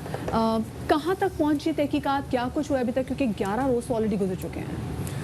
देखिए, तहकीकात तो अपने आखिरी मरहल में दाखिल हो चुकी हैं। पाकिस्तानी इन्वेस्टिगेशन टीम, फ्रांसीसी टीम आई हुई थी, मुख्तलिफ जावियों से तकनीकी अंदाज में उन्होंने अपनी रिपोर्ट्स तैयार कर ली हैं और आज रवाना भी हो गई हैं। सबसे इसमें अहम बात यह है कि जो मेन जो शवाहिद इकट्ठे हुए हैं उसमें black box cockpit voice recorder जिसे CVR कहा जाता है, वो कल से उसके डिकोड का अमल शुरू होगा। अच्छा, वो वॉइस रिकॉर्डर के डिकोड होने से उसमें तकरीबन, वैसे तो रिकॉर्डिंग उसमें काफ़ी ज़्यादा कई घंटों की, लेकिन जो तैयारा हादसे से आधे घंटे की जो रिकॉर्डिंग है वो बड़ी अहम इम्पॉर्टेंस है। उसकी मैं ये दिखाया, वो जब उसकी रिकॉर्डिंग आएगी उसमें कप्तान, फर्स्ट ऑफिसर और अमले के दरमियान कप्तान का कैसा रवैया था, क्या जहनी तौर पर उन्हें कोई प्रॉब्लम तो नहीं थी, बिल्कुल माइंड सेट था, फ्रेश माइंड से थे या डिप्रेस में थे, तो वो तमाम पहलुओं चीज़ें सामने रखी जाएंगी। जिस वक्त ये तैयारा हादसा हुआ उस वक्त क्या गुफ्तगू हुई, क्या था कंट्रोल टावर के दरमियान, किस तरह से गुफ्तगू हुई, क्या सारी के दरमियान रब्ता रहा, वो खासी उससे पेश रफ्त होगी। जाहिर है अभी कबल कहना, किसी पर इल्ज़ाम लगाना, तो इल्ज़ाम लगाना खैर ये तो उस तरफ नहीं जा रहे, लेकिन जो चीज़ बहुत ज़्यादा अजीब लग रही है वो जो पायलट हैं उनकी कामनेस है। वो जितने काम और जितने सुकून से वो सारी गुफ्तगू कर रहे हैं ATC के साथ। ATC को अभी तक क्या, आपकी भी डिस्कशन हुई होगी यकीनन, तो क्या उनको लगता है कि क्या कप्तान के लिए कोई गैर मामूली सूरत हाल नहीं, क्योंकि वो बिल्कुल नॉर्मल लग रहे थे? हाँ, जो गुफ्तगू के दरमियान तो बड़े नॉर्मल, लेकिन काफ़ी तशवीश वाली बात है कि जब इस सूरत हाल हो गई, उसने गलती कर दी है, जहाज़ को उसने लैंडिंग गेट नहीं खोले और इंजन टकरा दिए, 17 मीटर तक वो रगड़ता हुआ गया है जहाज़ को, तो उसको टेक ऑफ नहीं करना चाहिए था। माहिरीन के मुताबिक ये जो ज़राए कहते हैं, जो दीगर इन्वेस्टिगेशन चीज़ें हैं वो उसको कर रहे हैं, तो उसको स्किप कर And जाना obviously it's all about a split second, एक split second decision अच्छा, होता इसके है। अलावा जैसे हमने वसीम अज़ाम साहब के शो में ऑफ द रिकॉर्ड में भी हमने स्पेसिफिक 11th आवर में भी हमने जो देखा, जो मोहम्मद जुबैर जो कि दूसरे सर्वाइवर थे इस प्लेन क्रैश के, उन्होंने ये बात करते हुए बताया कि आखिरी दम तक हमें यही लग रहा था कि हम लैंड करने वाले हैं और हम तक कोई पैनिक नहीं था। सो उसको फिर हम कैसे ले सकते हैं कि जी प्लेन में जितने लोग सवार हैं, जितनी सवारियां हैं, वो भी किसी पैनिक में नहीं थी। जो अंदर से कॉकपिट से भी से जो ऐलानात किए जा रहे थे उसमें भी ऐसी कोई चीज़ नहीं थी। देखिए उस वक्त तो लोग तो नॉर्मल, जब एक अनाउंसमेंट होती है लैंडिंग से पहले कि जी कराची पहुंच गए हैं, लैंडिंग करने वाले हैं, सीट बेल्ट बांध लें, जो प्रोसीजर होता है जहाज़ को, नॉर्मल था। लेकिन जब कंट्रोल टावर और जब इस कप्तान ने मेडे मेडे कहा, अच्छा मेडे मेडे भी बाज़ दफ़ा अगर चित्राल तैयारे हादसे का हम देखें तो कप्तान ने चिल्लाया था मेडे मेडे मेडे, वो चीखता रहा। और इसने बड़े आराम से मेडे मेडे 3 कॉल करके, मतलब उसने बहुत उसको सीरियस लिया ही नहीं। वो इन चीज़ें अगर उसको पता था जहाज में तमाम सिस्टम इंटरनेशनल है। मीडिया में दे वर प्रेजिंग द कामनेस कि देखे वो कितने वो काम थे और उन्होंने कोई पैनिक नहीं मचाया। हाँ कुछ नहीं, बल्कि मतलब जरा ये कहते यानी हैं जब ऐसा तक लग रहा था कि वो शायद आबादी को अवॉइड करते हुए डर्ट में जहाज को क्रैश लैंड कर देंगे। अच्छा, अब ये बताइएगा कि बहुत सारे ऐसे लवाहिकीन हैं जो इंतज़ार कर रहे हैं कि उनके प्यारों की शनाख्त हो जाए। उसके हवाले से एक कंप्लेंट बार बार आ रही है कि रवैया ठीक नहीं है, हेल्प डेस्क जो है वो तावन नहीं कर रहा। आपके पास कुछ ऐसी इत्तलात है? देखिए हेल्प डेस्क तो ताउन कर रहा है, हम गए भी थे, हमने विजिट भी किया, लेकिन बाज़ जगह शिकायतें हैं, बिल्कुल जायज़ है। अच्छा, इसमें कुछ चीज़ें जब डीएनए टेस्ट होते हैं तो उसमें टाइम लगता है। देखिए बॉडीज़ मस्त हो गई थी, जल गई थी, तो उसको शनाख्त करना एक मुश्किल मरहला है। तो वो टीमें काम कर रही हैं, तो जाहिर है जिसको गया होता है, जिस पे बीती होती है, सब्र नहीं आता है जब तक कि अगर उनकी बॉडी मिल जाए, उसकी तदफीन हो जाए, एक कुदरती तौर पर एक सुकून मिल जाता है। पंजाब फॉरेंसिक लैब से भी हमारे साथ बहुत से जाए हादसे पे भी मुतासरीन आए, लोगों ने हमसे शिकायतें भी की हैं। फिर हमने PIA से भी बात की, दीगर इदारों से भी बात की, तो PIA का भी यही कहना है, PIA के तर्जुमान का भी यही कहना था कि वो इस सिलसिले में ख़ास तौर पर इसको बाज़ात खुद PIA के CEO मॉनिटर कर रहे हैं। एक इमरजेंसी रिस्पांस सेंटर उन्होंने बनाया हुआ है, तो जो जितनी भी चीज़ें जिसके बारे में हमसे बात करते हुए बोला था कि 24/7 जो इमरजेंसी रिस्पांस सेंटर है वो काम करेगा। बहुत शुक्रिया जी, सलाउद्दीन हमारे नुमाइंदे हमारे साथ मौजूद थे। बहुत सारे लोगों के हमने देखा कि जुमे के रोज़ भी बहुत सारे जो DNA के रिजल्ट्स हैं वो सामने आए। बहुत सारे लोगों ने अपने प्यारों की बॉडीज़ जाके रिसीव की और ये सिलसिला अभी जारी है। आहिस्ता आहिस्ता करके लोगों के जो DNA रिजल्ट सामने आते जा रहे हैं, तो लोग अपने प्यारों की मैयतें जाके चाहे वो छिपा सेंटर हो या वो AD सेंटर हो, वहाँ से वो वसूल कर रहे हैं और फिर उनको सुपुर्द खाक कर रहे हैं। तो ये एक नहायती तकलीफ के अमल है उन तमाम तर लोगों के लिए जिनके प्यारे 11 दिन पहले उनसे बिछड़ गए थे, लेकिन अभी तक वो वेट करें। क्योंकि शफात कहते हैं ना, तस्कीन तब आती जब खुद आप अपने हाथों से उनको मनो मट्टी दले, जब आप उनको दफन कर देते हैं। जी जनाब, और वाकई एक ऐसी सूरत हाल है जिससे हम दुआ करेंगे खुदा किसी और को ना गुजारे और अल्लाह उनके दिल से खबर ना करे। लेकिन आगे बढ़ते हैं जी और बात करते हैं ज़रा सिंध की। सिंध में वैसे तो सईद गनी साहब ने ऐलान किया था और वफाक ने भी ऐलान किया था कि जी 15 जुलाई तक तालीमी इदारे बंद रहेंगे, लेकिन गो के कोरोना केसेस बढ़ रहे हैं, गो के इस वक्त अस्पतालों में जगह खत्म हो गई है, गो के इस बीमारी से बच्चे मुतासर हो रहे हैं, गो के बच्चों के अंदर ये खतरा मौजूद है कि अगर वो कोविड-19 से मुतासर होते हैं तो उनके फेफड़े सारी जिंदगी के लिए बेकार हो सकते हैं। नॉट ओनली फेफड़े, लेकिन उनको हार्ट डिजीज भी, छोटे बच्चे इतनी सी उम्र में 10 साल से कम उम्र के बच्चे और उसके बावजूद प्राइवेट स्कूल्स का कहना है कि स्कूल्स खोले जाएं और वो इस हवाले से एक जो है सूरत हाल क्रिएट कर रहे हैं और वो इस हवाले से काफ़ी बेचैन है कि स्कूल्स कब खुले। बिल्कुल जब ये बड़ा मुअम्मा बना हुआ है कि सिंध में तालीमी इदारे खुलते हैं या नहीं खुलते। इस बारे में सूरत हाल अभी तक वाजे नहीं हो सकी कि 15 जुलाई को भी आया खुलेंगे या नहीं खुलेंगे या फिर डेट आगे से ज़रा बढ़ा दी जाएगी। सिंध में 12वीं जमात तक के तमाम तलबा को अगली क्लास में प्रमोट कर दिया गया है। साथ में तालीमी इदारे बंद रखने का भी ऐलान किया है। कल गुफ्तगू की सईद गनी साहब ने मीडिया से, उन्होंने क्या कहा था आपको सुनवाते हैं। में तमाम बच्चे पहली जमात से लेकर 12वीं जमात तक जमातों में प्रोमोट हो जाएंगे और किसी इम्तिहान के तमाम बच्चों को पास कर देंगे, चाहे वो सारे के सारे पेपर्स में ही क्यों न फेल हो। 33% नंबर देकर पास कर देंगे। इस साल कोई स्पेशल एग्जामिनेशन नहीं होगा। 9वीं से 10वीं में जाने वाला बच्चा बगैर किसी परसेंटेज के जाएगा, वो प्रोमोट हो जाएगा। 11वीं जमात से 12वीं में जाने वाला बच्चा वो प्रोमोट हो जाएगा बगैर किसी परसेंटेज के, बगैर मार्क्स के। लेकिन जब वो 10वीं जमात और 12वीं जमात के इम्तिहानात देंगे, जो परसेंटेज उनकी 10वीं में और 12वीं में आएगी उसी को हम अज्यूम कर लेंगे कि 9वीं और 11वीं में भी उसकी परसेंटेज वही है, तो वही उसकी एक्यूमुलेटिव जो है परसेंटेज की बुनियाद पर उसको नंबर मिल जाएगा। जो 10वीं का बच्चा है वो 9वीं की परसेंटेज की बुनियाद पर जाएगा, उसको 3% इजाफी मिलेंगे। 12वीं का बच्चा है उसको भी 3% इजाफी मिलेंगे, तो 11वीं जमात के नतीजे पे प्रोमोट हो जाएगा।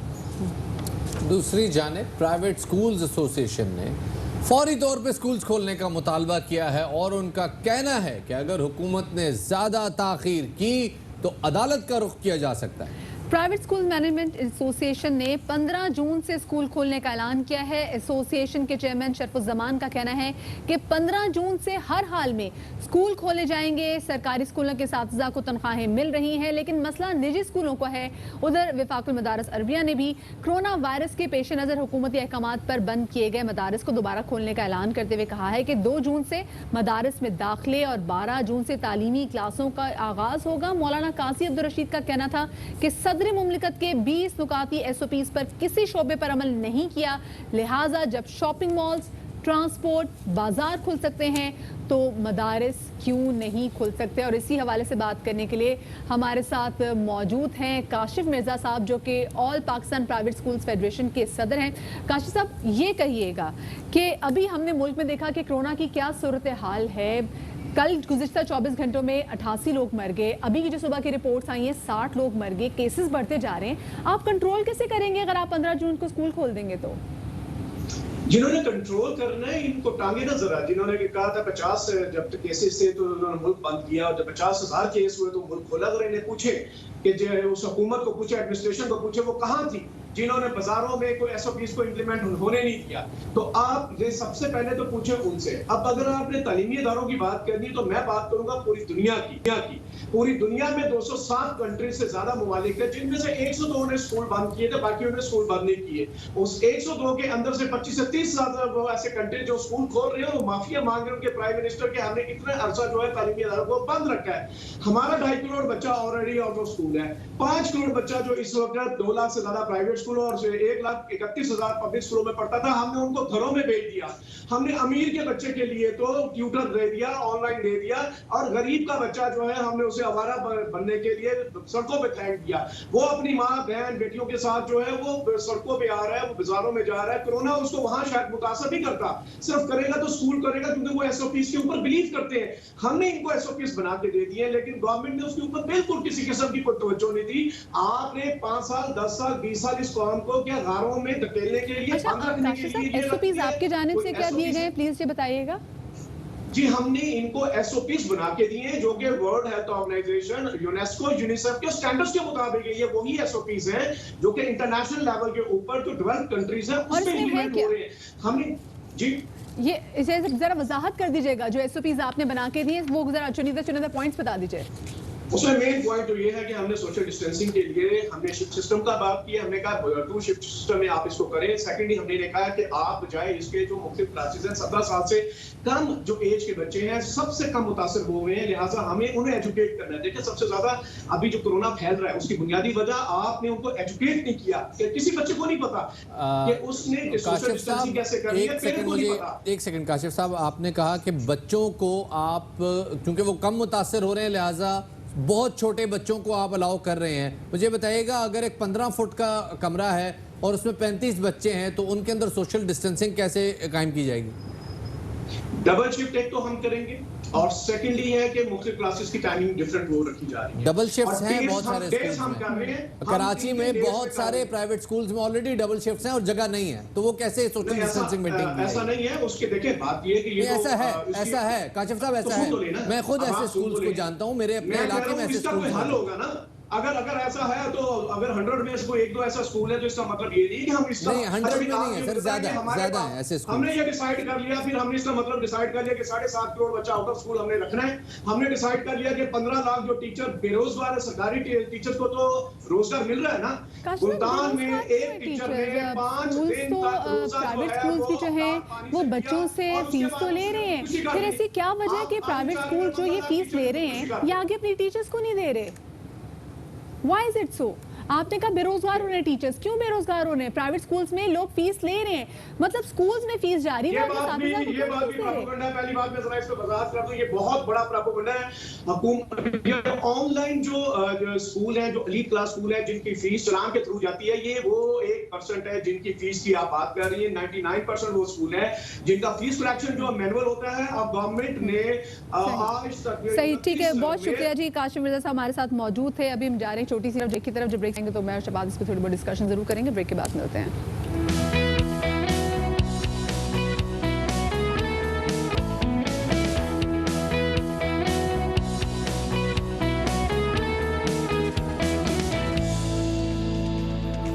वेलकम बैक ख़वातीन और हज़रात। ब्रेक पे जाने से पहले, हेडलाइन सुनने से पहले, हमारे खालिद भाई हमें हेडलाइन सुना रहे थे, उससे पहले हम बात कर रहे थे प्राइवेट स्कूल्स के हवाले से। और प्राइवेट स्कूल्स के साथ हमारे काशिफ मिर्ज़ा साहब हमारे साथ मौजूद थे और वो उनको ये कहना था कि जी हम इंश्योर करेंगे कि SOPs बने और छोटे बच्चों को स्कूल लाया जाएगा।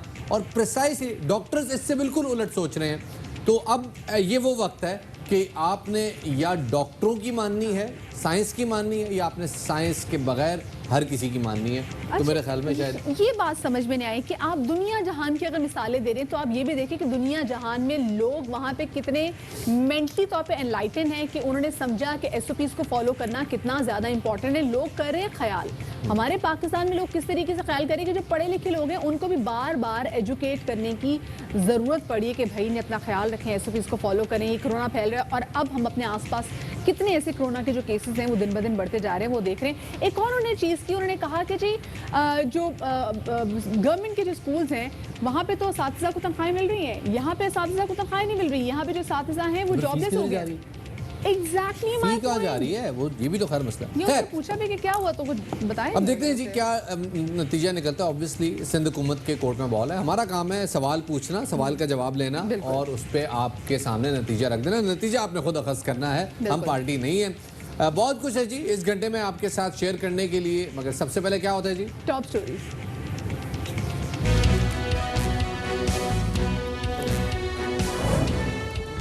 सिंध में पब्लिक ट्रांसपोर्ट खुलेगी या नहीं, फैसला होना बाकी है। ट्रांसपोर्टर्स ने आज से गाड़ियां सड़कों पर लाने का ऐलान कर दिया। सूबाई हुकूमत का मौक़िफ़ है कि पब्लिक ट्रांसपोर्ट चलाने की इजाज़त देना अब भी बहुत खतरनाक है।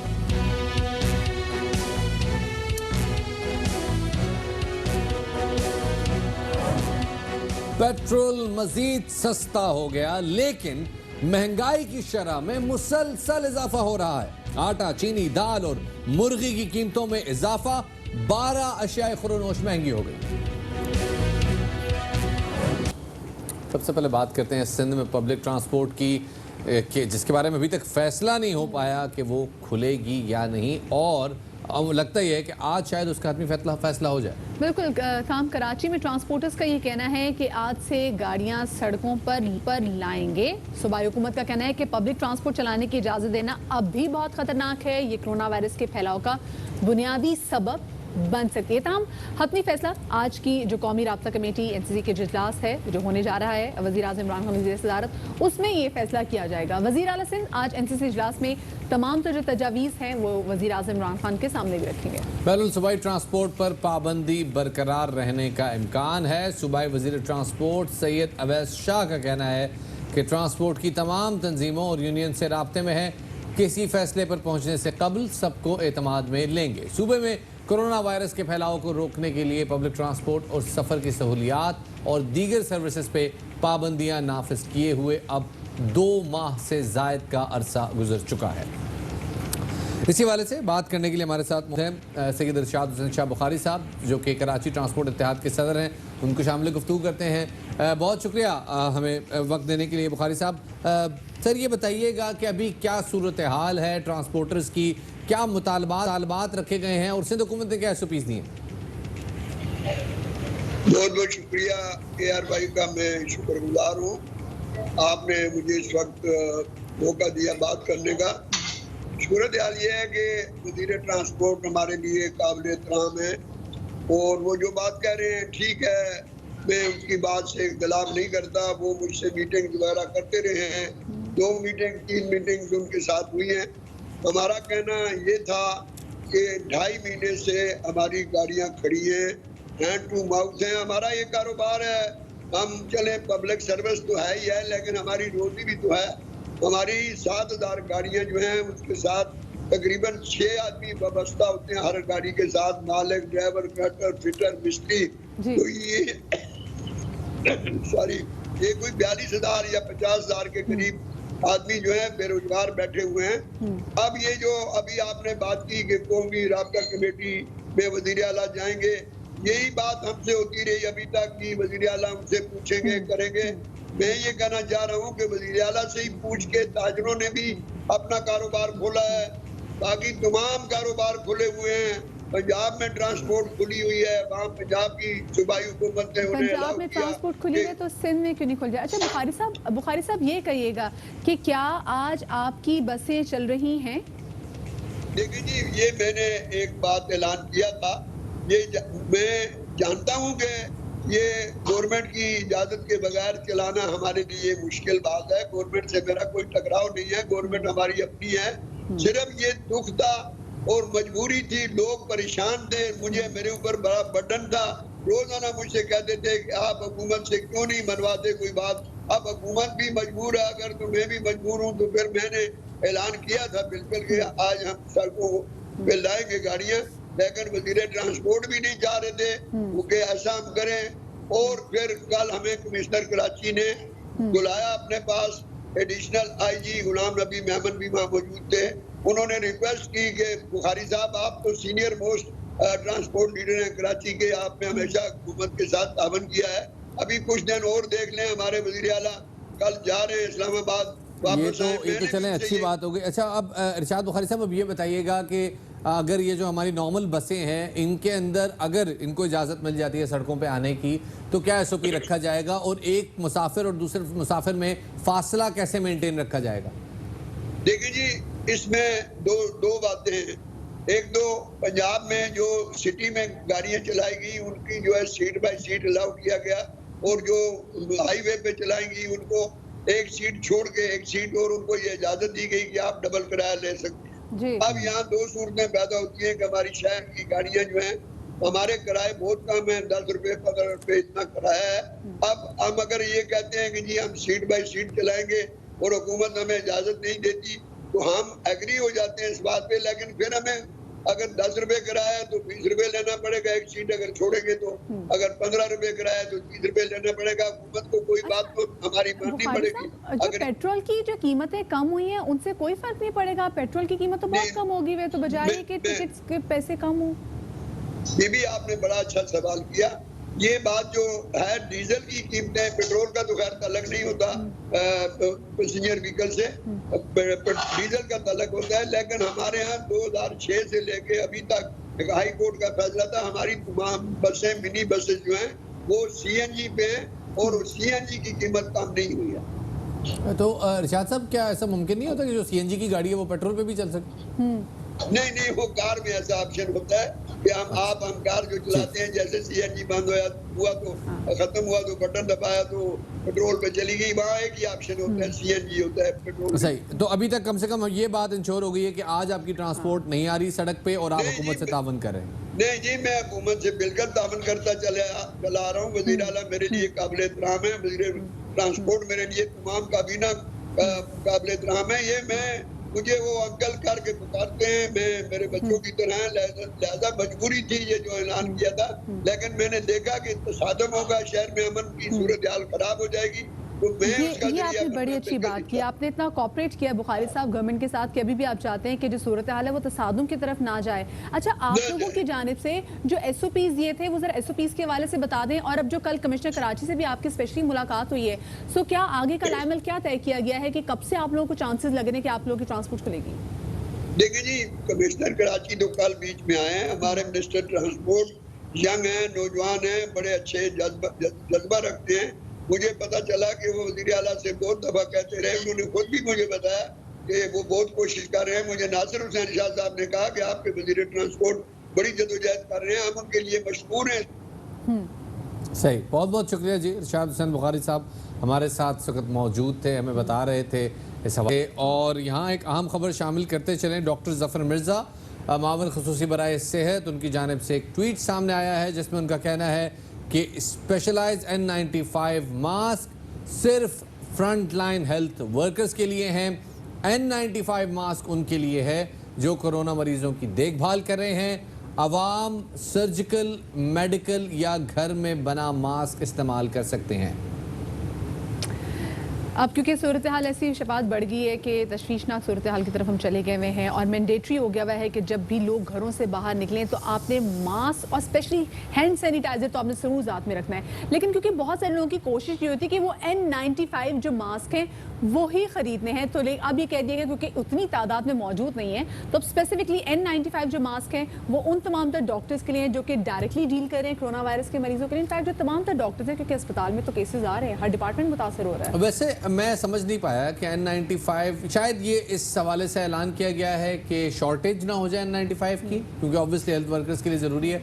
लेकिन बहरहाल अगर आपके इर्द गिर्द कोरोना पेशेंट्स बैठे हुए हैं और वो खांस रहे हैं या वो ऊंची आवाज़ में बात कर रहे हैं या वो छींक मार रहे हैं, तो आप नॉर्मल मास्क के मुकाबले में N95 मास्क अगर पहनते हैं तो आप ज़्यादा सिक्योर होते हैं, आप ज़्यादा सेफ होते हैं। खैर जनाब, ये तो खैर हम बात कर रहे हैं कोरोना वायरस के हवाले से, लेकिन एक और अजीब काम हुआ है जनाब कि जैसे जैसे पेट्रोलियम मसनूआत की कीमतें कम हो रही हैं तो बजाय इसके कि महंगाई की शरह में कमी हो, महंगाई में ज्यादती होती जा रही है। बिल्कुल शफात। और अगर हम मुर्गी की कीमत के हवाले से बात करें, ईद के दिन जो सुबह मुर्गी 250 की मिल रही थी, ईद की शाम एग्जैक्टली वही सेम मुर्गी कोई तकरीबन 450 रुपए की मिल रही थी। मुल्क में महंगाई की शरह में हम देख रहे हैं कि मुसलसल इजाफा हो रहा है, चीजें सस्ती होने का नाम नहीं ले रही।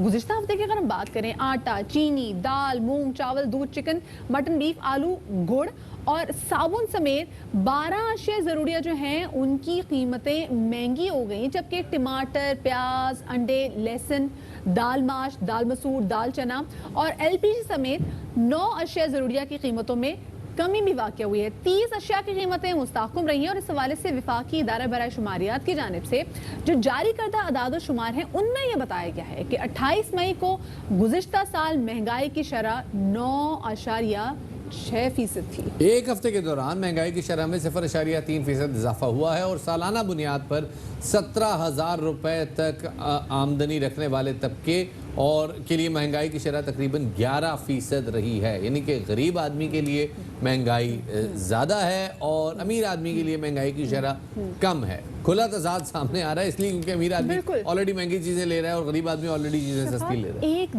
एक दिन में सुबह अगर आप मुर्गी लेने जाएं ईद वाले दिन तो आपको मुर्गी मिली 250 की, और उसके बाद जब रात में एग्जैक्ट में गए 1.5 किलो मुर्गी लेने के लिए तो उसकी कीमत 600 रुपए थी। यानी कि समझ से बालातर ये बात है कि एक दिन में ऐसा क्या 600 रुपए की क्या मतलब टच स्क्रीन मुर्गी आई होगी? कौन सी ऐसी मुर्गी है कि जो मतलब 600 रुपए की मुर्गी? खैर अच्छा, मैंने एक दो लोगों से पूछा ईद के दिन में, मैं वहाँ पेशावर में था तो मैंने पूछा, मैंने कह रही 450 रुपए 500 रुपए की तो मुर्गी दे रहे हो फी किलो, तो ये क्या वजह है? उसने कहा जी जो सप्लाई है वो बंद हो गई है क्योंकि ईद की छुट्टियां हैं। अच्छा चलें, अब तो सप्लाई बहाल हो गई है, तो क्या कीमतें नीचे आई हैं? अभी तक मुझे नहीं पता कि ये क्योंकि 250 रुपए 450 रुपए ये कोई कीमतें समझ में आने वाली नहीं। हाँ, और शफात ये बात तो बिल्कुल समय से बालातर है। कराची में स्पेशली तौर पे कमिश्नर एक लिस्ट निकलती है, लेकिन उस लिस्ट को फॉलो ही नहीं किया जाता। ये लिस्ट आवेजा की जाती है बहुत सारी दुकानों के बाहर, लेकिन कहीं कहीं तो लिस्ट सिर्फ मुँह ही चढ़ा रही होती है और कहीं कहीं तो ये लिस्ट फौरन ही उतार भी ली जाती है ताकि लोगों को पता ही ना चल सके कि एग्जैक्टली जो दाल, मूंग, जो आप आटा लेने के लिए जा रहे हैं, जो चावल लेने के लिए जा रहे हैं, उसकी मार्केट में प्राइस क्या है। जी जनाब, ये एक बड़ा मसला है और इसी हवाले से बात करने के लिए हमारे साथ मौजूद हैं डॉक्टर अब्दुल करीम भट्टी साहब, जो कि साबिक चेयरमैन है पोल्ट्री एसोसिएशन नॉर्थ जोन। बहुत शुक्रिया जी हमें इस हवाले से ज्वाइन करने के लिए। डॉक्टर साहब ये तो ये बताइएगा कि पोल्ट्री की कीमत ईद के दिनों में क्यों बढ़ी? क्या इसकी वजह सप्लाई की कमी थी या कोई गड़बड़ हो गई ईद के दिनों में? ये इस तरह से था जी, ये जो ईद के दिन की जो कीमत बढ़ी हुई नजर आती है, ये तो पिछले पूरे साल का इफेक्ट है। पिछले साल मुस्तकिल फार्मर को जो नुकसान हो रहा था ना, तो नुकसान का एक जो इल इफेक्ट होता है वो ये होता है कि पोल्ट्री की जो प्रोडक्शन है वो कम होनी शुरू हो जाती है। तो उसके बाद जब कोविड-19 का इशू आया तो उस वक्त तकरीबन खपत जो है ऑलमोस्ट आधी कम हो गई। उसमें सारे होटल बंद हो गए, फास्ट फूड चेन बंद हो गए, शादियां बंद हो गई।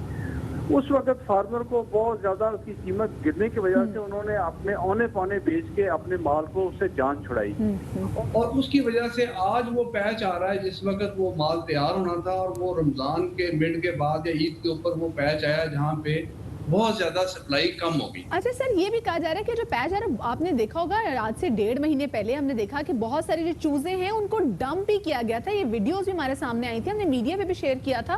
क्या उस वजह से तो नहीं तमाम जो सूरत हाल पैदा हुई?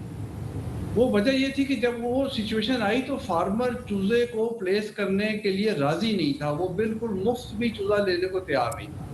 तो इस वक्त ड्राउनिंग जो होती है या उसको तलफ जो किया जाता है, वो इसलिए नहीं किया जाता कि वो कोई शॉर्टेज क्रिएट करनी होती है, इसलिए किया जाता है कि उसका बिल्कुल मुफ्त भी हाउस करने के लिए कोई गाहक नहीं मिलता। तो फार्मर इतना ज्यादा डिस्करेज हो गया था कि उसने बिल्कुल वो इनकारी था चूजा प्लेस करने से। अच्छा, अब ये बताइएगा कि ये सूरत हाल कब तक रहेगी पोल्ट्री की, और ये जो कीमतें इस वक्त चढ़ी हुई हैं, ये आपको लगता है आर्जी है, परमानेंट है, क्या मामला है? देखिए जी, ये एक नॉर्मल डब्ल्यू कब होता है पोल्ट्री में, जो कीमतें कम होती हैं वो वजह बनती है कीमतों के चढ़ने की, और जब कीमत ज्यादा होती है वही वजह बनती है कीमत को गिरने की। तो इसलिए जब कीमत ज्यादा होगी तो फार्मर इनकरेज होता है, वो अपने बिजनेस में वापस आता है, तो बिजनेस वॉल्यूम बढ़ना शुरू हो जाता है। और जब बिजनेस वॉल्यूम बढ़ता है तो सप्लाई डिमांड पे ये चलती है। तो एक स्टेज ऐसी आती है कि जब ये खुद कीमतें जो है ना, पोल्ट्री की पिछले 30 साल से कीमतें खुद ही बढ़ती हैं, खुद ही कम होती हैं। अच्छा, तो ये खुद ही जो कम होंगी अब्दुल करीम साहब, ये कब लग रहा है ये कीमतें कम कब होंगी? मतलब पहले तो बोल दिया, ईद पे बोल दिया गया, डबल कर दिया गया, 250 से 450, 1.5 किलो 600 का मिल रहा है गोश्त। उन्होंने कहा जी ईद की वजह से सप्लाई कम हो गई है, ईद गुजर गई, चले हफ्ता हो गया, 10 दिन आगे हो जाएंगे, तो ये कीमतें कम होती है कब दिखाई दे रही हैं आपको? पूरा साल फार्मर ने नुकसान पे बेचा है, उस वक्त डेफिनेटली सारा जो है ना कंफर्टेबल होता है, वो ठीक चलता है। लेकिन कि जब ये जब टाइम आया, इस वक्त फार्मर जो है ना वो काम छोड़ चुका है। अब इस रेट को देख के फार्मर ने वापस आना है।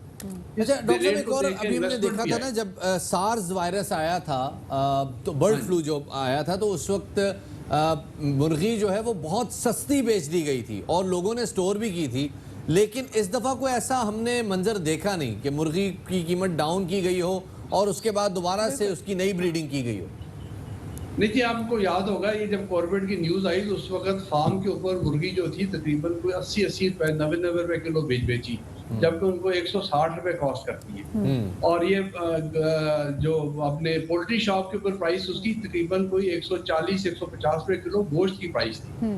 तो वो ऐसी टाइम था जिस वक्त फार्मर जो है ना काम से छोड़ देता है, वो नुकसान करके ना अपने नुकसान बुक करके चला जाता है, क्योंकि उसका कैपिटल सारा जाया हो जाता है। आप ये कहना चाह रहे हैं डॉक्टर साहब के जो फार्मर्स का जो नुकसान हुआ है, अब वो नुकसान अवाम से पूरा कर रहे हैं, मतलब उनको कहीं से नुकसान नहीं हुआ। अवाम बेचारी ऑलरेडी इतनी पिसी हुई थी, कोरोना की वजह से लोग बेरोजगार काफी ज्यादा हुए थे। बहुत शुक्रिया जी डॉक्टर साहब, आपने टाइम दिया, हम काफी मशकूर हैं। लेकिन ये बात, मतलब कोई अपना नुकसान बर्दाश्त नहीं करेगा। फार्मर्स ने कहा मैं अपना नुकसान बर्दाश्त क्यों करूं? मतलब वो लोग जो कि बेरोजगार हुए हैं, वो उनके पास खाने के लिए कुछ नहीं है, मुर्गी उनको फिर भी महंगी बेच। अच्छा, वैसे मरियम मैं थोड़ा सा इस ना कारोबार से वाकिफ हूँ, हाँ। और इस कारोबार में वैसे पहले 6 महीने होता है आपको घाटा, हाँ। उसके बाद फिर आगे माशाल्लाह फजल रब्बी होता है। और मेरे ख्याल में थोड़ा सा आवाम को भी शेयर कर लेना चाहिए वो बर्डन। अगर आपको कभी कोई एक डेंट लगे, जरूरी नहीं है कि हर वक्त उसको जो है ना वो मुनाफे की शरह को इतने ज़्यादा ही रखा। ताजिब राजी हमारे पास यहाँ पर मौजूद थी, जब उनसे मुसलसल बात करें तो हमने बोला कि जब इतने अरसे बाद जो हम मार्केट्स खोलेंगे तो आप लोगों की तो मतलब कि जो चीज़ें हैं कि क्या प्राइस सेम होगी या फिर बढ़ाएंगे? तो उन्होंने कहा जी हमें जो इतना घाटा हुआ है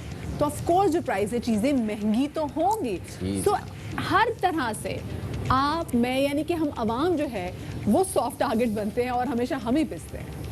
आगे बढ़ते हैं जी, और एक अहम खबर शामिल कर रहे हैं कि मुल्तान में गंदम ज़ख़ीरा करने वालों के खिलाफ ऑपरेशन किया गया, जिसमें असिस्टेंट कमिश्नर जलालपुर पीरवाला ने बहादुरपुर में गंदम के 2 गोदामों पर छापा मारकर जखीरा की गई गंदम की 500 बोरियां बरामद कर ली।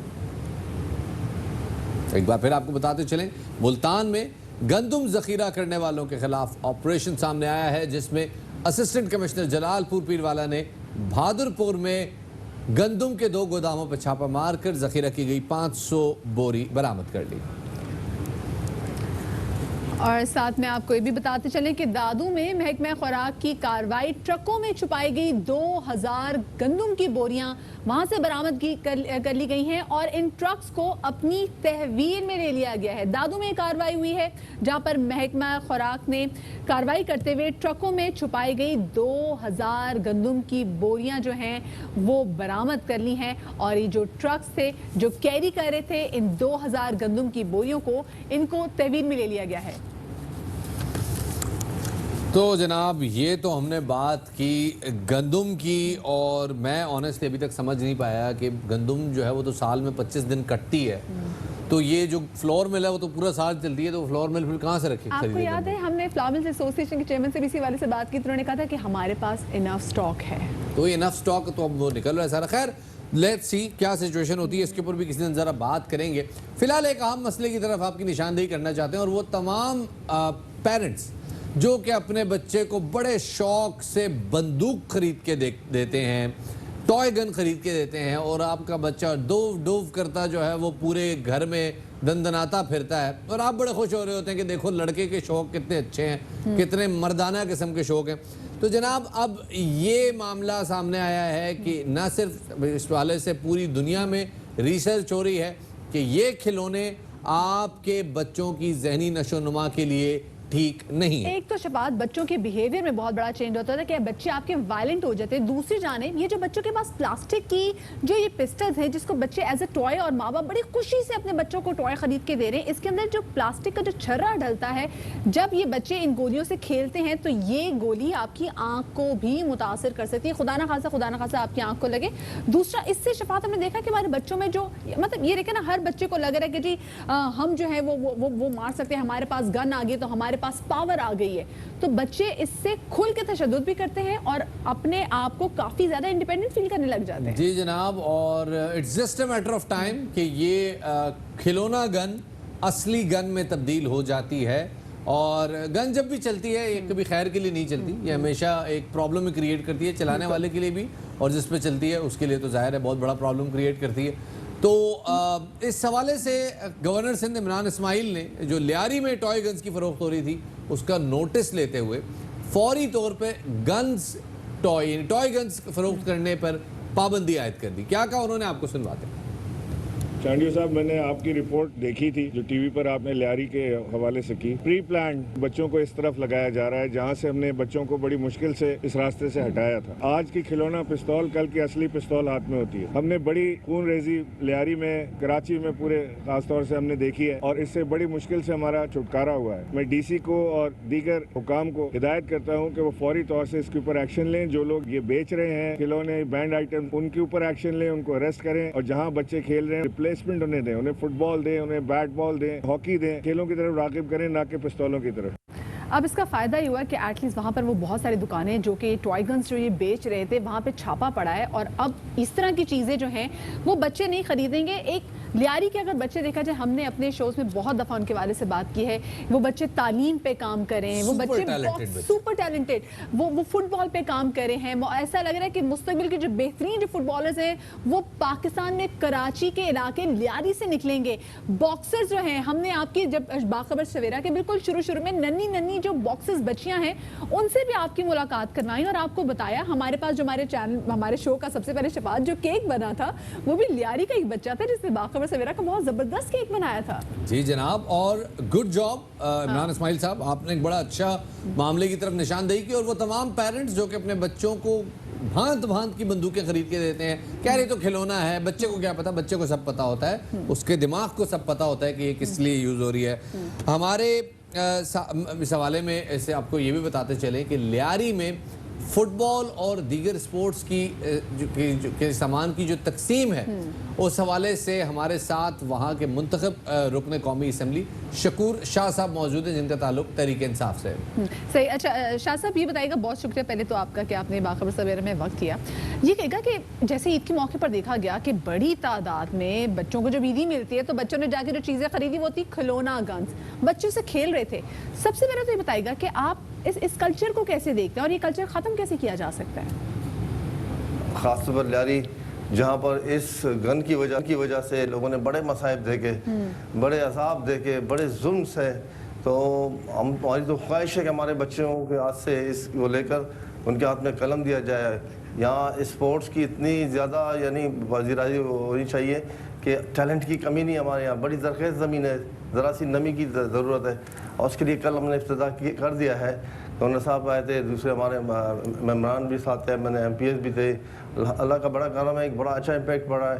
मुख्तलिफ फ़ुटबॉल क्लबों ने भी हमसे रब्ता किया हुआ है और 500 फुटबॉल तकसीम किए गए। कोशिश कर रहे हैं अपनी तरफ से कि बच्चों के जहनों में ख़ास तौर पर ये बताएं कि कलम की ताकत अल्लाह ताला की दी हुई ताकत होती है। इस ताकत के ज़रिए आप कल जज बन सकते हो, कल वकील बन सकते हो, कल डॉक्टर बन सकते हो, कल इंजीनियर बन सकते हो, कल एक अच्छा इंसान बन सकते हो, अपने माशरे के लिए फ़ायदा मंद हो सकते हो। इस गन ने तो बड़े अजाब दिए, हमारे लोगों ने जवान बच्चे दुनिया में नहीं है। ये बड़ी आपने सही बात की जनाब, और अल्लाह जो उन लोगों की अरवाह को जो रुखसत हो गई हैं उनको सुकून दे और उनका वो जान अच्छा करे। लेकिन लियारी के हवाले से ज़रा बात करते हैं कि लियारी क्राइम का और स्ट्रीट क्राइम के हवाले से इसकी शोहरत कुछ अच्छी नहीं है। जराइम के हवाले से भी मुख्तलिफ़ किस्म के मामलात में लियारी का नाम सामने आता है। ये क्यों होता है ऐसा, क्या वजूहात हैं? मैं एक बात वादे करूं कि लियारी जो है लियारी में 99.9% लोग शरीफ हैं। शरफा की इतनी बड़ी तादाद है कि वो जुल्म सहकर भी चुप रहे। उसकी वजह से यहाँ कुछ लोगों ने हमारे बच्चों को, हमारे नौजवानों को इस्तेमाल किया, उनके हाथों में गन देकर अपने मज़मूम मकासद हासिल करने की कोशिश की गई। यहाँ सियासत में गुंडागर्दी के कल्चर को मुतारिफ किया गया, जिसकी वजह से यहाँ के लोगों ने, जैसे मैंने अभी थोड़ी देर पहले कहा, बड़े अजाब देखे, बड़े जुल्म से। तो अक्सरियत में आपको यकीन नहीं कराता हूँ, 99.9% लियारी के लोग बहुत अच्छे इंसान हैं, बड़े शरीफ लोग हैं, मेहनत कश हैं, जफा कश हैं, बहादुर हैं। लेकिन गरीब गुर्बत है, उस गुर्बत को ख़त्म करने के लिए आप बात बिल्कुल सही कह रहे हैं, वहाँ पे बहुत है और गुर्बत को ख़त्म भी करना चाहिए। अच्छा ये कहिएगा, आप लोगों ने खेल का सामान तो वहाँ पे डिस्ट्रीब्यूट बच्चों में कर दिया, लेकिन बच्चे उन चीज़ों से खेलेंगे कैसे? मतलब फुटबॉल भी दे दिया तो वो फुटबॉल के लिए मैदान भी चाहिए, वहाँ पे ताले लगे हुए, ताले नहीं लगे हुए तो कचरा बहुत ज़्यादा वहाँ पर मौजूद है, तो इसके लिए क्या कुछ किया जाएगा?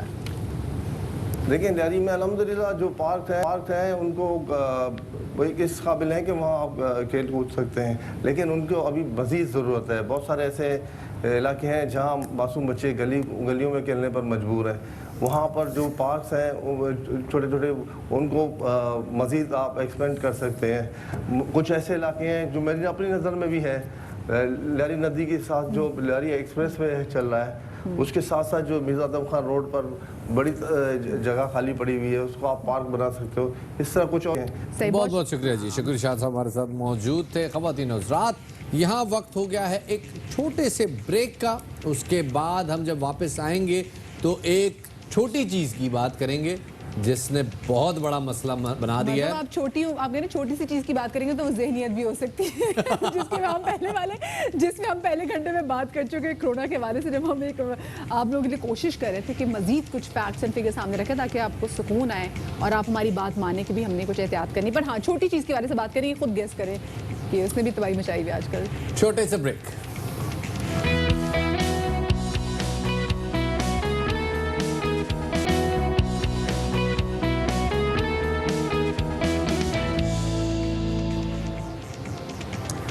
ब्रेक के बाद खुश आमदीद कहते हैं आपको बाखबर सवेरा में।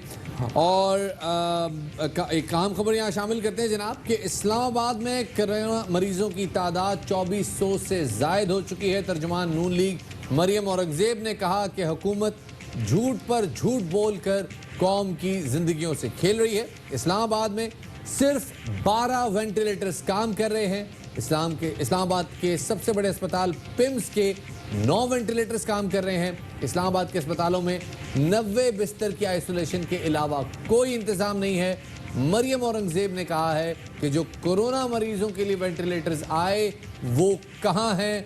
ड्रैब के आर्जी इंतजाम पर जवाब मिला नवाज शरीफ, शहबाज शरीफ।